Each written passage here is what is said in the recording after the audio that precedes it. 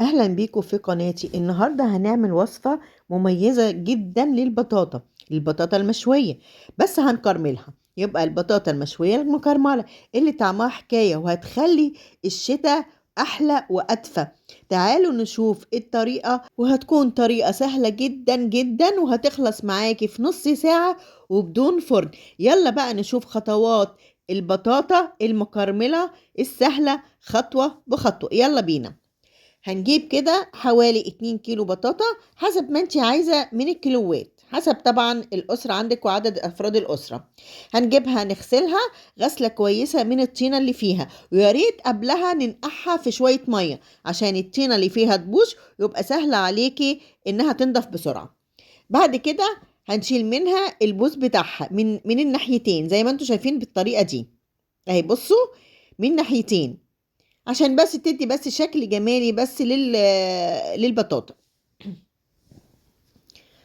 اهي كده خلصنا تقطيع البوز بتاعها. هنبتدي بقى نجيب صينية تيفال ونحطها ونسخنها على النار ونندي البطاطا ونحطها على طول. هتسمعوا الطشة بتاعت المية وسخونية الصينية، هتعمل تش كده. بس كده. بعد كده هنرص البطاطا بالطريقة دي. لو ما عندكيش صينية تيفال، حطيها في صينية ألومنيوم، بس غطيها من تحت بورق الزبدة. ليه؟ عشان البطاطا ما تلزقش في القعر. اوكي، وتقدري تقلبيها. بعد ما رصينا البطاطا في الصينية، هنرش عليها كده حوالي من معلقتين لتلاتة سكر. معلقتين لتلاتة سكر، وما نكترش السكر لان اصلا البطاطا عندنا في مصر، البطاطا الحلوة الحمرا دي بتبقى مسكرة.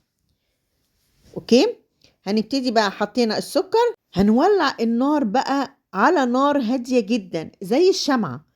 فاهمين؟ زي الشمع، يعني ما تعلوش النار خالص لانها هتستوي على البخار ومن غير ولا نقطة مية.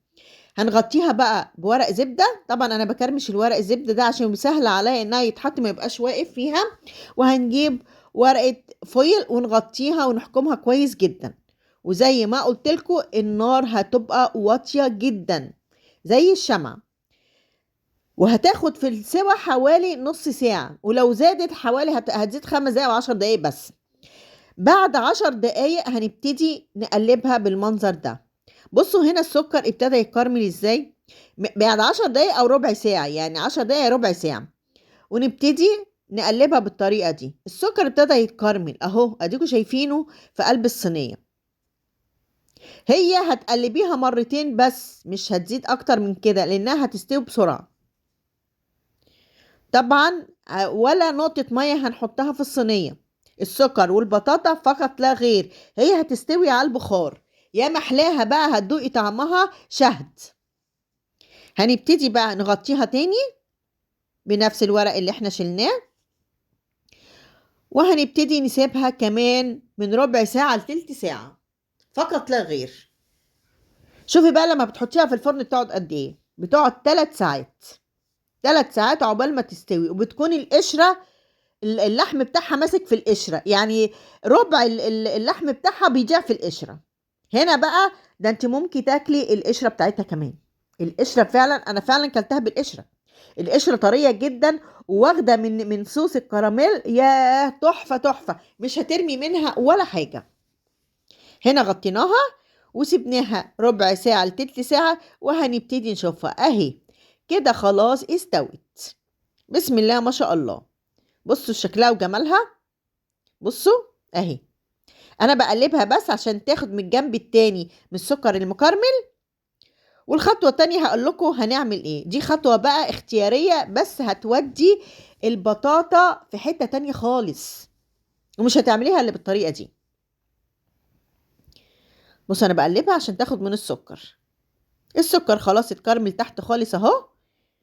وهنبتدي نشيلها طبعا ونحطها على طبق وهنشوف هنعمل ايه. بصوا انا بقلبها اهو عشان بصوا الجنب اللي فوق ناشف ازاي ما فيهوش سكر. لا او السكر المكرمل هنقلبه عشان الجنب التاني ياخد من السكر المكرمل، يبقى كلها واخده من الكرمله بتاعت السكر. كده خلاص.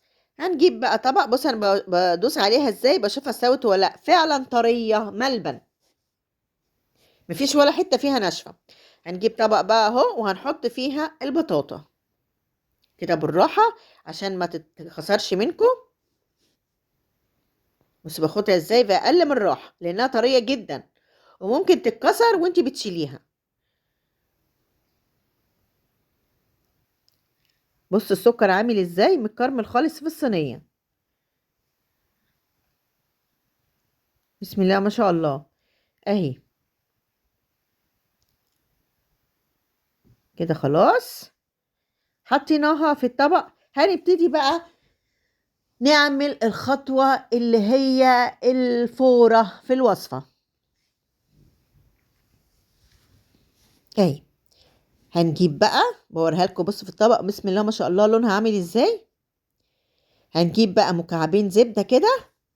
دي خطوة اختيارية، عايزة تحطيها تحطيها، مش عايزة بلاش. بس فعلا اسمعوا كلامي بتخلي الوصفة طعمها خطير. هنحط مكعبين زبدة صغيرين كده وهندوبهم في قلب السكر المكرمل اهي لحد ما يتسيح الزبدة خالص. على فكرة الزبدة دي مع السكر هتخلي البطاطا طعمها خطير ومش هتعملوها غير بالطريقة دي. وفعلا البطاطا هتتاكل بقشرتها، مش هتسيبوا ولا حتة من القشرة، مش هتخلوا فيها حاجة خالص. هنا كده خلاص هنحط بقى السكر المكرمل بالزبدة ده في بولة وهنبتدي نرشها كده بمعلقة على البطاطا اهي. شفتوا الجمال؟ اهي بص منظر السكر المكرمل مع الزبدة عامل ازاي. بص لونه عامل ازاي. الله الله. البطاطا فعلا مش هتعمليها غير بالطريقة دي. هتوفري غاز في البوتاجاز وهتوفري الساعات اللي هتكون فيها في البوتاجاز اللي هتسحب كمية غاز رهيبة. ومش هتاخد على البوتاجاز فوق غير نص ساعة.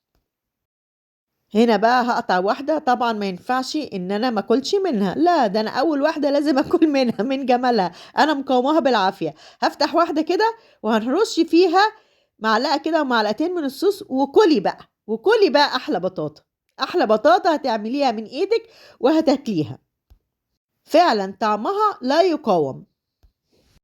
اجيب بقى شوكة وادوق الحلاوة اللي اتعملت دي. بصوا الله الله شكلها كهرمان. الله الله على الجمال. تحفة تحفة في الطعم حكاية، والله في الطعم حكاية. يلا بالهنا والشفا على قلوبكم قوموا اعملوها. ويا رب تكون الوصفة عجبتكم. لو جربتوها اكتبوا لي رأيكم في التعليقات وما تنسوش اللايك والاشتراك في القناة وتفعيل الجرس على الكل علشان يوصل لكم كل جديد من وصفاتي. وإلى اللقاء في وصفة جديدة من وصفاتنا في القناة. والسلام عليكم ورحمة الله وبركاته.